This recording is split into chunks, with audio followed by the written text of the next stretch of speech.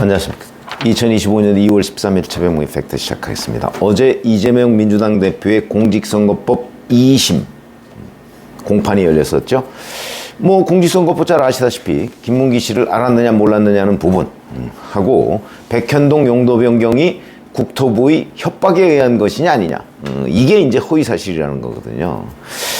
자, 그래서 이제 어제 하고 이제 남은 거는 다음 주 수요일 한 번, 그리고 나서 그 다음 주 수요일인 26일에 결심 공판을 하겠다, 이렇게 예고가 된 상태였는데, 그런데 이제 어제 2명 증인을 신문했고요. 그 다음에 19일에 1명 증인을 신문한다고 합니다. 그렇게 되면 이제 증인은 끝나는 거죠. 그러면 이제 3명의 증인을 이재명 대표가 2심에서 채택하자고 얘기를 했는데, 자, 여기서 뭔가 반전이 있을 수도 있는 것 아니냐, 뭐 그러면서 이제 저는 뭐 위증 같은 거 이런 걸 경계해야 된다, 이런 말씀을 드린 적이 있습니다. 왜냐하면 이재명 대표는 과거에 그런 식으로 위증을 시켜서 이걸 뒤집은 전례들이 있거든요. 그렇기 때문에 이번에도 더군다나 지금 절체절명의 순간입니다. 이재명 대표한테는 2심에서 선고가 예를 들어서 3월에 뭐 나온다. 근데 1심과 징역 1년 집행유예 2년이라는 1심 선고가 뭐 그대로 확정된다든지, 어떤 경우도 여하튼 피선거권 박탈형, 벌금 100만 원 이상이죠.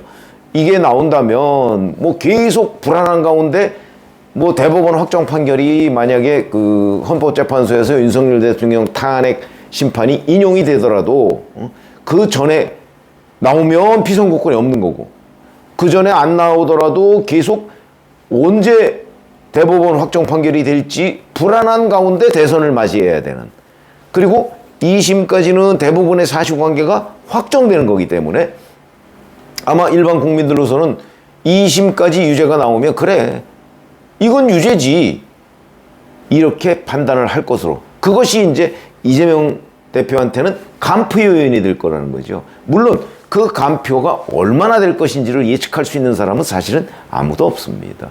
저는 뭐 개인적으로 아마 적어도 100만 표 이상은 되지 않을까, 뭐 이렇게 제가 판단을 하고 있는 거죠. 어쨌든 그래서 이제 어제 하고 다음 주 여기에서 뭔가 반전의 기회를 잡을 수 있을 것인가 없을 것인가, 이런 부분이 굉장히 주목됐는데, 어제 성남시 정책기획과의 주무관이라는 사람, 당시 주무관이라는 사람이 증인으로 나왔습니다. 이재명 대표 측이 요청한 증인입니다. 변호인이 이렇게 얘기했죠. 성남시가 계속 정부 부처에 협조하지 않았는데 도시계획 개발 제한구역 해제 등에서 불이익을 받을 수 있겠다는 논의는 없었느냐, 이렇게 질문을 했습니다. 그랬더니 이 사람은 저는 당시 주무관이었고 그런 논의를 하려면 과장, 국장급에서 해야 할 것 같다, 이렇게 얘기했습니다. 결국 이제 국토부가 자, 당신들 계속 이렇게 비협조적이면 앞으로 불이익을 받을 거야? 라고 협박하지 않았느냐, 이 질문에 대해서 아이고, 그거는 저는 주무관이니까 실무자입니다. 그 정도가 되려면 아마 과장, 국장 정도는 돼야 될 겁니다. 부인한 거죠. 자기는 못 들었다고 얘기한 겁니다. 그러면 이제 이재명 대표 측의 증인인데 이재명 대표 측에 아무런 도움이 안 되는 증인이었다. 이건 뭘 의미하죠?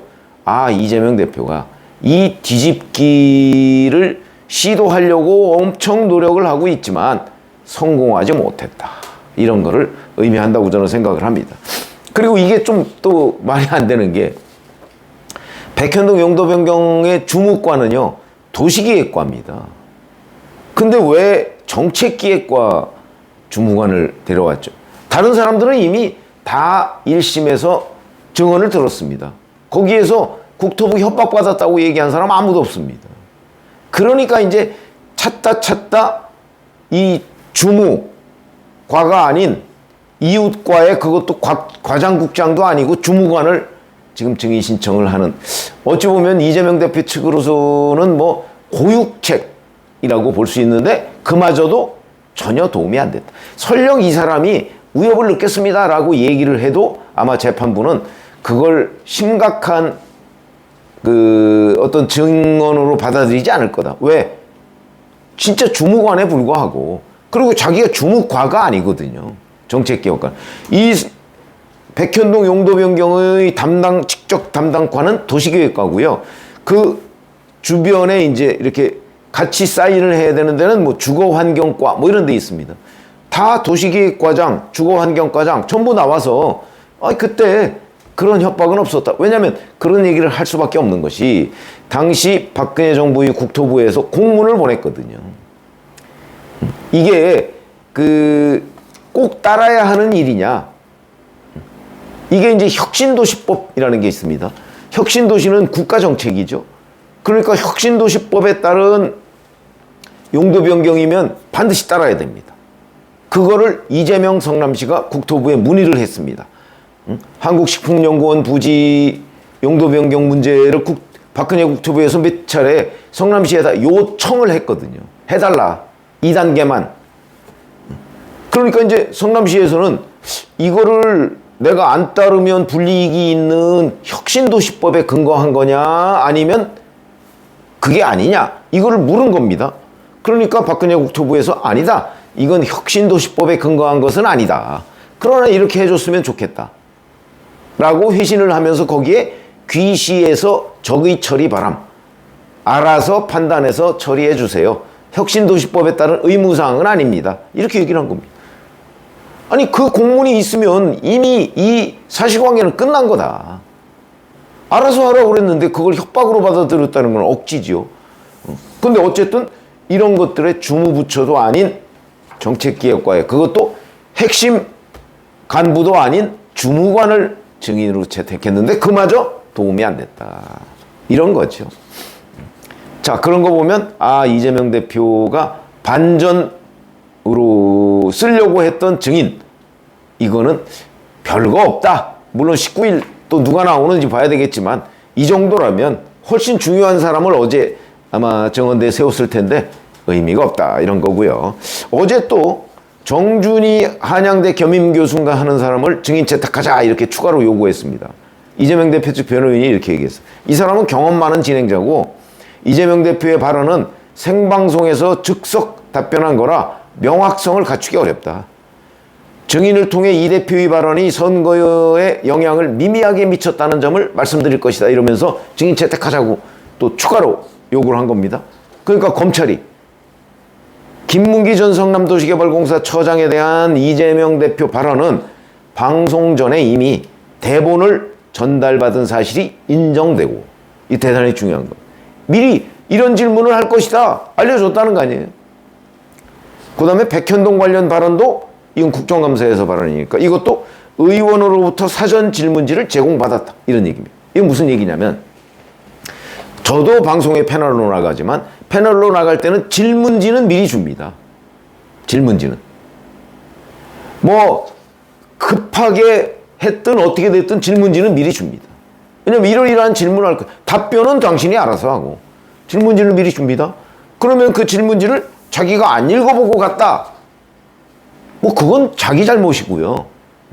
설령 안 읽어보고 갔다고 할지라도 이재명 대표가 왜냐하면 이 질문을 처음 받았을 때는 곧 전날 김문기 전 처장이 극단적 선택을 했거든요. 그러니까 그 질문이 나올 거라는 거는 뭐 삼척동자도 다 알 일이죠. 그러니까 질문지가 있든 없든 사실은 그건 즉흥적인 답변이 될 수가 없는 겁니다.이긴 하지만 이제 즉흥적인 답변이라 뭐 거짓말해도 된다. 이게 이재명 대표가 과거 그 권순일 대법관에 의해서 무죄 선고를 받았던 바로 그 사안이거든요. 그러니까 즉흥적인 질문을 받으면 거짓말해도 된다. 뭐 거의 이런 식의 그 대법원 판결이 있기 때문에 아마 이재명 대표가 이제 그쪽으로 자꾸 지금 몰아가고 있는 겁니다. 즉흥적인 질문 아니었느냐. 그랬더니 검찰이 이미 다 확보를 했죠. 사전에 질문지를 주었다. 그리고 이게 황당한 것이 정준희 교수라는 사람이 진행하는 그 프로그램에 저도 나가본 적이 있습니다. 뭐 보면 완벽하게 민주당 편입니다. 편파성, 극단의 편파적 진행을 하는 사람입니다. 그 사람 불러다가 이 사람 한 사람 증언 듣고서 뭐 방송에 나와서 얘기하는 거 영향 없습니다. 그렇게 해 본들 그게 더군다나 뭐 양형 증인이라고 하는데 그거는 이제 뭐 징역 1년을 선고할 것이냐 6개월을 선고할 것이냐 뭐 이걸 왜 이 사람한테 묻습니까? 좀 황당한 일이긴 하지만 어쨌든 검찰은 반대하고 이재명 대표는 대표 쪽은 증인 채택하자 이렇게 얘기를 했는데 재판부가 양형 증인으로 채택하자.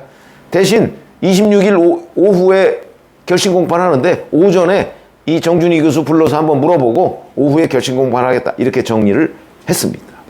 다만 재판부가 그렇다고 해서 또 검찰 쪽에 일방적으로 편만 들어준 거 아닙니다. 검찰 쪽에는 요것도 좀 따끔한 질책이라고 보는데 4번 이재명 대표가 방송에 출연해서 한 발언 중에 김문기 씨 관련 허위라고 하는 부분이 어떤 건지 그걸 좀 명확하게 특정해달라 이렇게 얘기를 했습니다. 예를 들어서 1심에서 김문기 씨를 알았느냐 몰랐느냐는 부분에 대해서 이재명 대표가 얘기한 부분은 무죄를 선고했거든요. 그런데 이제 김문기 씨와 골프를 친 적이 없다라고 얘기한 부분에 대해서는 이거는 허위의 발언이다. 이렇게 얘기를 했거든요. 그래서 그 부분을 유죄로 봤는데 2심에서는 아니 방송 4개를 보니까 이 4개에서 이재명 대표가 직접 내가 김문기 처장과 골프를 친 적이 없다. 이렇게 얘기한 적은 없다. 그런데 어느 부분이 허위라는 거냐? 요거를 특정해달라는 겁니다. 사실 그 얘기는 맞거든요. 김문기 처장과 골프를 친 적이 없다. 요렇게 방송에서 얘기한 적은 없습니다. 다만 뭐 김문기 처장과 뭐 골프를 쳤다고 하면서 그 찍은 사진이 공개됐는데 그 사진이 조작됐다. 이런 얘기를 했거든요. 그러면 그걸 일반 시청자들은 아, 골프를 친 적이 없다고 주장하는 거구나. 이렇게 받아들였을 거 아니겠습니까? 골프를 쳤다고 하는 사진이 조작됐다. 뭐 이렇게 얘기하니까. 근데 이런 부분을 아마 공소장을 좀 변경해달라 이런 것 같은데 글쎄 제가 보건대는 만약에 거기에서 뭐 골프를 친 적이 없다 이 발언을 한 적이 없기 때문에 그건 허위 발언이 아니다라고 해도 백현동 용도 변경 부분만으로도 충분히 저는 피선거권 상실의 그 선고가 나올 것이다 이렇게 생각을 합니다. 어찌됐든 자 이런 것들을 쭉 보면 아 이재명 대표가 어제는 물론이고 19일에도 이제 한 명 증인이 남았는데 그리고 26일에 정준희 교수 이제 증언이 또 남았고 이렇게 돼 있지만 반전 카드 그러니까 이걸 무죄로 만들기 위한 반전 카드는 없는 것 아니냐 이렇게 우리가 충분히 판단할 근거가 된다. 왜 19일보다는 어제 증인이 훨씬 더 이재명 대표한테 유리하다고 생각을 해서 채택을 요구했을 거거든요. 근데 어제 증인도 증언한 걸 보니까 이재명 대표한테 아무런 유리한 점이 없었다라고 보면 19일도 마찬가지가 아닐까. 왜냐하면 백현동 용도 변경 관련해서는 워낙 확실한 문건이 있기 때문에 뭐 그것과 관련해서 반전 뭐 마지막까지 위증 부분은 경계를 해야 되겠지만 그런 거는 없었다 이렇게 봐야 되고요. 검찰이 이제 그 김문기 씨 관련해서 골프를 같이 쳤다 안 쳤다는 부분만 확실하게 이제 공소장에 명시를 하면 26일에 그 결심 공판을 하고 그럼 그때 이제 검찰의 구형이 나오겠죠. 아마 검찰은 징역 1년 집행유예 2년이라는 1심 선고보다 더 앞서서 원래 그보다 더 가중해서 선고를 했었죠. 아마 그렇게 될 거고요. 그렇게 되면 이제 3월 12일까지 새 사건을 받지 않겠다. 그러니까 빠르면 3월 12일쯤에 늦어도 3월 중순 뭐 이쯤에는 아마 선고가 2심 선고가 나오지 않을까. 그러면 3월 중순이면 그로부터 633이니까 5월 중순 이 정도의 이제 아마 대법원 확정 판결이 나오지 않을까 싶은데 지금 그 헌재 이재명 대표의 사법연수원 동기라는 문영배 헌법재판소장 직무대행이 지금 목표로 하고 있는 거는 그 전에 대선을 치르게 하는 것. 그러려면 3월 중순 이전에 선고가 나와야 헌재의 결정이 나와야 되겠죠? 아마 그런 걸 역산해서 지금 하루빨리 하려고 하는 것으로 보인다. 그러나 어찌됐든 이재명 대표의 선거법 재판 2심 유죄는 3월 중에 나올 것이다. 3심까지는 뭐 그 후는 모르겠지만 그렇게 되면 이제 그 영향을, 그 불리함을 이재명 대표가 안고 아마 대선에 출마할 가능성이 높지 않을까. 그에 대한 몇 표나 달아날 것이냐. 이제 그런 것들이 관건이 된다. 이렇게 말씀을 드릴 수 있겠습니다. 여하튼 이재명 대표의 선거법 재판 2심 뒤집기 실패할 것이 거의 명백하다. 이렇게 말씀을 드릴 수 있습니다. 고맙습니다.